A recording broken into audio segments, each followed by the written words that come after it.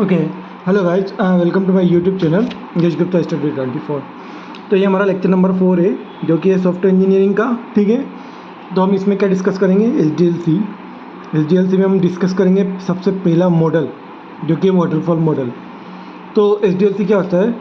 It define logical steps for developing a customer software product. Custom software product बनाने के लिए एक logical steps होती है। देखिए, कुछ लॉजिकल स्टेप्स है जो अपन फॉलो कर लेते हैं तो हमारा जो प्रोडक्ट है वो सही बन जाता है। ठीक है, तो उसमें हमारा पहला मॉडल है वाटरफॉल मॉडल। अब वाटरफॉल मॉडल क्या होता है? ठीक है, अब देखिए, वाटरफॉल मॉडल एक सिंपल, क्लासिकल और एक लाइफ साइकिल मॉडल होता है। लाइफ साइकिल मॉडल क्या होता है कि वाटरफॉल मॉडल अगर अपन इसमें कुछ लॉजिक्स है, अगर अपन वो लॉजिक फॉलो कर लेते हैं तो हमारा जो प्रोडक्ट है वो अच्छे से डेवलप हो जाता है। ठीक है, तो वाटरफॉल मॉडल में ये देखिए, आप डायग्राम देख सकते हैं यहाँ पे। पहला हमारा है रिक्वायरमेंट एनालिसिस, फिर सिस्टम डिज़ाइन, फिर इम्प्लीमेंटेशन, फिर सॉफ्टवेयर टेस्टिंग, फिर सॉफ्टवेयर डिप्लॉयमेंट, फिर सॉफ्टवेयर मेंटेनेंस। अब रिक्वायरमेंट एनालिसिस में क्या होता है कि हम सॉफ्टवेयर की जो रिक्वायरमेंट है, लाइक कौन सा प्रोडक्ट क्या चाहिए, वो कस्टमर के साथ मिलकर डिस्कस करते हैं। ठीक है, तो ये हमारा रिक्वायरमेंट एनालिसिस हो गया। सिस्टम डिज़ाइन में हम क्या करते हैं कि सिस्टम का डिज़ाइन बनाते हैं, इसमें यूज़ केस और ये क्लास डायग्राम, ये सब है ना, इसमें आता है यूज सिस्टम डिज़ाइन में। ठीक है, इम्प्लीमेंटेशन, इसके बाद हम डायग्राम्स के आधार पर इम्प्लीमेंटेशन स्टार्ट करते हैं। ठीक है, उसके बाद हम हमारा जो प्रोडक्ट बन जाता है तो उसको हम टेस्ट करते हैं कि जो हमने प्रोडक्ट बनाया है वो सही है कि नहीं। उसके बाद इसमें डिप्लॉयमेंट में क्या करते हैं, हम प्रोडक्ट को डिप्लॉय कर देते हैं। डिप्लॉय यानी कि हम प्रोडक्ट को कस्टमर को दे देते हैं, ठीक है, बना के। और फिर लास्ट स्टेप जो होता है मेंटेन करना, जो डिप्लॉय प्रोडक्ट है उसको मेंटेन कर पाना। ठीक है, अब हमारा यहाँ पे डिस्कस करेंगे नेक्स्ट है वाटरफॉल मॉडल क्या होता है। सिंपल होता है, क्लासिकल होता है। क्लासिकल यानी कि ये सबसे पहला मॉडल है, तो ये क्लासिकल मॉडल हो गया। ठीक है, और ये simplest classical model, ideal model, other model based on this model, non iterative.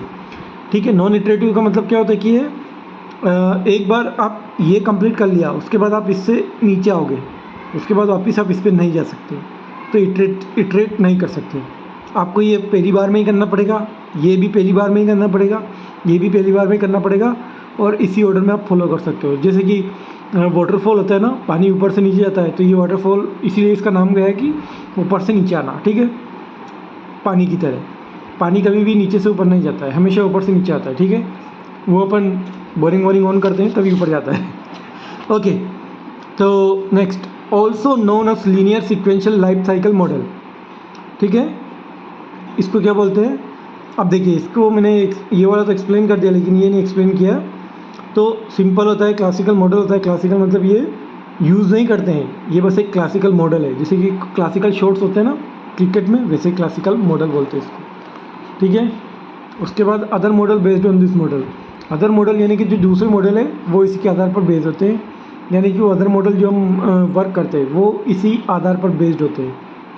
Other model based on this model. ठीक है, ये दूसरों के लिए आइडियल है, दूसरे जो मॉडल्स हैं उनके लिए आइडियल है, मतलब वो फॉलो तो यही करते हैं लेकिन उसमें कुछ फीचर्स इंप्रूव हो जाते हैं। ठीक है, नॉन इटरेटिव, ये नॉन इटरेटिव होता है। ठीक है, जो कि मैंने आपको बता ही दिया है। As known as linear sequential life cycle model. Linear क्यों? एक ही डायरेक्शन में फॉलो कर रहा है। Other life cycle models are based on this model. अब अदर लाइफ साइकिल मॉडल जो है वो इस पर बेस्ड है, ये अभी एक्सप्लेन किया मैंने। ठीक है, तो अब इसकी वर्किंग देख लेते हैं, ये वर्किंग कैसे करता है। In waterfall model all phases of SDLC will function one after another in linear manner. ठीक है, लीनियर मैनर में वर्क करते हैं, one after another. Next step हमारा है रिक्वायरमेंट एनालिसिस। अब रिक्वायरमेंट एनालिसिस क्या करता है? Identifying capture user requirement, analyse for validating and feasibility. ठीक है, क्या करता है? आइडेंटिफाई करता है, कैप्चर करता है किसको, यूज़र की रिक्वायरमेंट को, एनालाइज करता है कि वो वैलिड है और फिजिबल है कि नहीं। फिजिबल मतलब पॉसिबल है कि नहीं, वैलिडेट है कि वैलिडेट मतलब सही है या नहीं, सही है या नहीं, आपको समझ में आई या नहीं, या क्या आप उसे बना सकते हैं। Design the solution blueprint, design interface, designing the solution blueprint और डिज़ाइनिंग इंटरफेस। अब ब्लूप्रिंट डिज़ाइन करना है तो use case, class diagram, DFD diagram, sequential diagram, बहुत सारे डायग्राम इसके अंदर आते हैं, ठीक है। अब developing the solution as per requirement, specification और ब्लूप्रिंट। अब ब्लूप्रिंट के आधार पे डेवलपमेंट करता है, यानी कि कोड लिखना, इम्प्लीमेंटेशन करना, अलग अलग मॉड्यूल्स बनाना। Testing, execute various test against the requirement, ठीक है, मान गए। टेस्टिंग करना मतलब अलग अलग टेस्ट परफॉर्म करना ज़रूरत के हिसाब से कि क्या वो जो प्रोडक्ट है वो हमारा मिल रहा है कि नहीं। Deployment, make solution available to user और क्लाइंट। जो प्रोडक्ट है वो यूज़र के पास अवेलेबल है कि नहीं, यूज़र को अपन ने दे दिया है नहीं, यूज़र को डिप्लॉय कर दिया नहीं। लास्ट है हमारा maintenance, address issue if required. Maintenance मतलब कोई भी अगर दिक्कत आती है तो हम उसको मेंटेन करने के लिए भेज देंगे। Any phase in the development process begin only if the previous phase is completed. Any phase in the development process begin only if the previous phase is completed. जो पुराना फेज़ है अगर वो कंप्लीट हो चुका है तो ही हम नए फेज़ में जाते हैं। यानी कि अगर रिक्वायरमेंट हमारी कंप्लीट हो गई है तो ही हम किस में जाएंगे, डिज़ाइनिंग में जाएंगे। डिज़ाइनिंग हमारी कंप्लीट हो गई तो ही हम डेवलपमेंट में जाएंगे, वरना हम इसको पहले अच्छे से कंप्लीट करेंगे, फिर इसको करेंगे, फिर इसको करेंगे, ठीक है। अब देखिए, it can not be used practical project development since this model does not support any mechanism to correct errors that are committed during any of the phase but detected at later phase. देखिए, ये product हम actual में use नहीं करते हैं। अब आप बोलोगे हम पढ़ रहे हैं फिर यूज़ भी नहीं कर रहे हैं, तो क्यों पढ़ रहे हैं?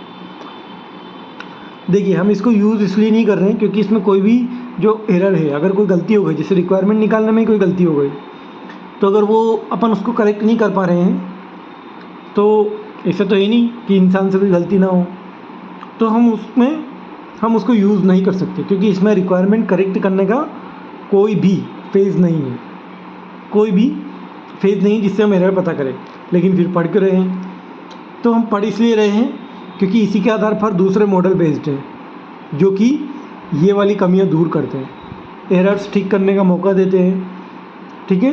तो ये उसका बेस मॉडल हो गया, बेस बोल सकते हो। This problem of waterfall model is overcome bye iterative waterfall model through the evolution of feedback path. This problem of waterfall model is overcome bye iterative waterfall model through the evolution of feedback path, ठीक है।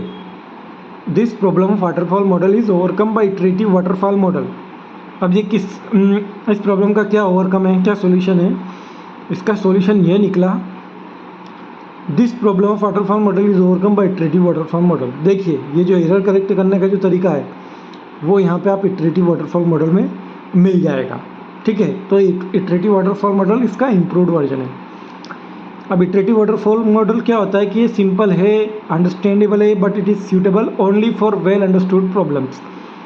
अब देखिए, iterative waterfall model हम क्यों नहीं use कर रहे हैं? फिर हम इसको यूज़ कर सकते हैं, ये सिंपल है, अंडरस्टैंड है, बट वो सूटेबल नहीं है। सूटेबल कब होगा? जब अपन को अच्छे से प्रॉब्लम को पता है, और जो हमको प्रॉब्लम को पता है, and it is not suitable for large project development, ठीक है। And is not suitable for large project development and project that suffer from large number of risk, ठीक है। और इसमें रिस्क मिनिमाइजेशन नहीं है, इसलिए सूटेबल नहीं है, ठीक है। Not suitable for large project development and project that suffer from large number of risk. और इसमें लार्ज नंबर ऑफ रिस्क हो जो कि सूटेबल नहीं है बड़े प्रोजेक्ट के लिए, ठीक है। तो उस केस में हम इसको यूज़ नहीं करते। एडवांटेजेस ऑफ वाटरफॉल मॉडल, अब क्या एडवांटेजेस है? First, simple to use and understand. Second, each phase is independent of other phase and is proceeded and completely separately. Each phase is independent of other phase and is processed and completely separately. Third, suitable for smaller project and for clear outlined project. किस project के लिए suitable होता है? Advance. देखिए, इसमें पहला point है हमारा simple to use and understand. Second हमारा है each phase is independent of other phase and is processed and completely separately, ठीक है। कोई भी फेज एक दूसरे पे डिपेंड नहीं होता है, पहला फेज कंप्लीट होगा उसके बाद हम दूसरे पे जाएंगे। थर्ड वाला सूटेबल फॉर स्मॉल प्रोजेक्ट, छोटे प्रोजेक्ट के लिए सही है जिसमें अपने को क्लियरली पता हो कि जो रिक्वायरमेंट है वो क्या है। Disadvantages, not good for big project, little flexible, no output or working software is produced until late in the life cycle, difficult to go back to any stage after finished. Difficulty होती है वापस जाने में अगर आपने एक stage को finish कर दिया है तो, ठीक है। अभी ये देख लेते हैं कुछ पॉइंट्स है। Requirement, suitable for well understood problem. Risk factor are not considered high risk, इसमें हाई रिस्क होता है। User communication, does not require constant support from business user, क्योंकि पहली बार में ही हम रिक्वायरमेंट डिस्कस कर लेते हैं तो हमें फिर से कम्युनिकेट करने की ज़रूरत ही नहीं पड़ती, फिर तो डिप्लॉयमेंट के टाइम ही ज़रूरत पड़ती है। Useful for small and for low risk project. Changes, difficult to adjust software with required changes, difficult होता है किस लिए, चेंजेस को एडजस्ट करने के लिए, ठीक है। Next, availability of model. Working software available at the end of the life cycle. Availability of model. Document driven, yes. Phase dependency, all phases are dependent of each other और work separately. कोई भी face एक दूसरे पे depend नहीं होता है, सारे सेपरेटली तरीके से काम करते हैं। इटरेटिव और नॉन इटरेटिव और सिक्वेंशियल मॉडल। नॉन इटरेटिव होता है, सिक्वेंशियल मॉडल होता है, ठीक। नेक्स्ट हमारा जो मॉडल है वो है प्रोटोटाइप मॉडल, जिसको हम इवोल्यूशनरी मॉडल भी बोल सकते हैं, ठीक है। तो ये हम नेक्स्ट वीडियो में डिस्कस करेंगे। तब तक आप मेरे चैनल को सब्सक्राइब, लाइक, शेयर, कमेंट करें। नोट्स की लिंक डिस्क्रिप्शन में दी गई है, वहाँ से आप डाउनलोड कर सकते हैं। Thank you so much.